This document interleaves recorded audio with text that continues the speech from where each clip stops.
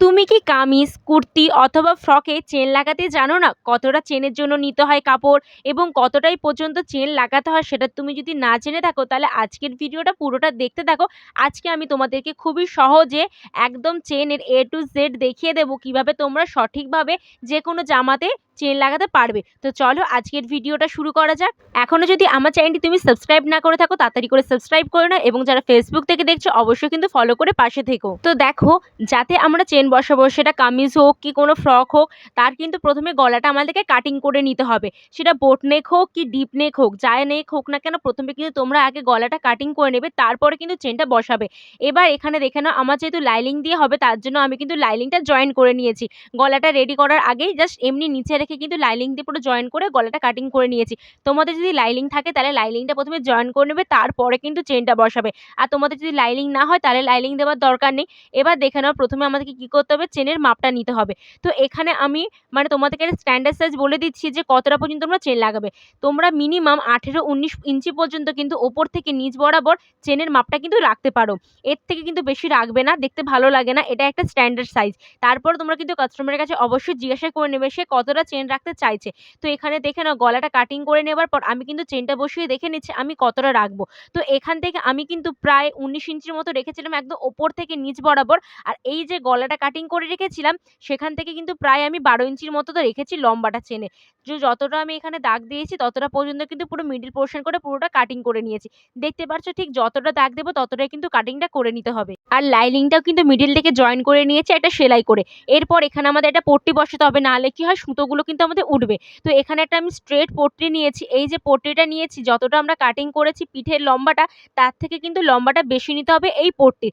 বুঝতে পেরেছো? এবং এর চওড়াটা তোমরা তোমাদের অনুপাতে কিন্তু নিয়ে নিতে পারো, একটু বেশি নেবে, প্রায় 3 ইঞ্চির মতো নিয়ে নেবে অথবা 3.5 মতো নিয়ে নিতে পারো, কারণ সাইডে আমরা মুড়িয়ে সেলাই করাবো তার জন্য। আর এই যে লম্বাটা আমি কিন্তু যতটা কাটিং করেছি তার থেকে একটুখানি বেশি নিয়েছি। এরপর পুরোটা দেখতে পাচ্ছ, এখানে আমি কিন্তু 2 সুতের মতো গ্যাপিং দিয়ে পুরো 2 ফোল্ড করে নিয়েছি।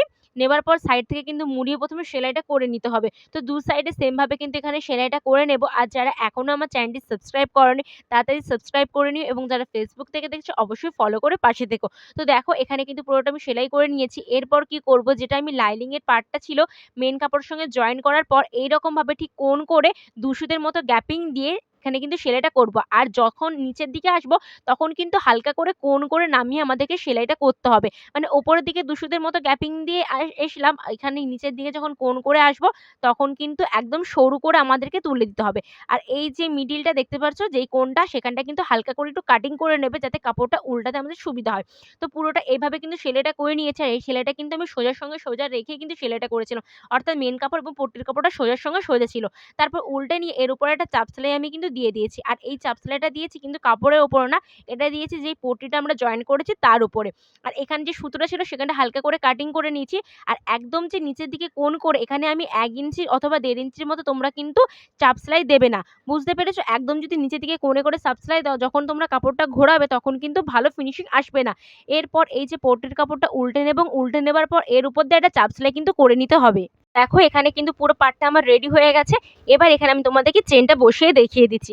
চেন বসানো কিন্তু খুবই সহজ। তো এখানে যে চেনটা বসাবে সেটা নিয়ে নেবে, আর এটা দেখতে পাচ্ছ সোজা দিক, আর একটু মুখটা কিন্তু খুলে নেবে প্রথমে। খুলে নেবার পর দেখো, এই যে চেনটা নিচের দিকে রেখেছি আর এই পয়েন্ট থেকে কিন্তু সেলাইটা আমরা করব। একদম চেনের গা বরাবর থেকে কিন্তু কাপড়টা রাখবো, রেখে কিন্তু সেলাইটা করে নিতে হবে। বুঝতে পেরেছো? একটু হাতের দিকে ভালোভাবে লক্ষ্য করো আমি কিভাবে সেলাইটা করছি। চেনের ওপরে একদম কাপড়টা রেখেছি, রেখে কিন্তু একদম গা বরাবর দিয়ে সেলাই করছি। চেনের উপরে কিন্তু আমি কাপড়টা তুলে দেইনি। একটু ভালোভাবে লক্ষ্য করলে তোমরা বুঝতে পারবে আমি কিভাবে এখানে সেলাইটা করে নিচ্ছি। তো দেখো, আর এইখানটা কিন্তু তারপরে তোমরা চেনটাকে একটু উঠিয়ে নেবে, একটুখানি সেলাই করার পর চেনটা উঠিয়ে নিয়ে এর ওপর থেকে কিন্তু তোমরা সেলাইটা আবার করা শুরু করবে। আর এখানে কিন্তু চেনের উপরে ওঠাবে না। এবার দেখো, যে নিচের দিকটা আসবো সেইখানটায় তোমাদের যদি একটা ছোট্ট মতো কুচি পড়ে তো তোমরা কিন্তু কুচি দিয়ে দেবে। আমার কিন্তু এখানটা একদমই কোনো কুচি পড়েনি। এরপর দেখো, এই জায়গাটা কি করেছি, এতক্ষণ তো এসেছিলাম চেনের গা বরাবর, এবার যে সেলাইটা আমরা করব এইটা করব, চেনের ওপরে একদম আমরা কাপড়টা কিন্তু তুলে দেব। ঠিক এইরকম দেখতে পাচ্ছ হাতের ওপর একটু মানে খেয়াল করো, বুঝতে পারবে কিভাবে সেলাইটা করছি।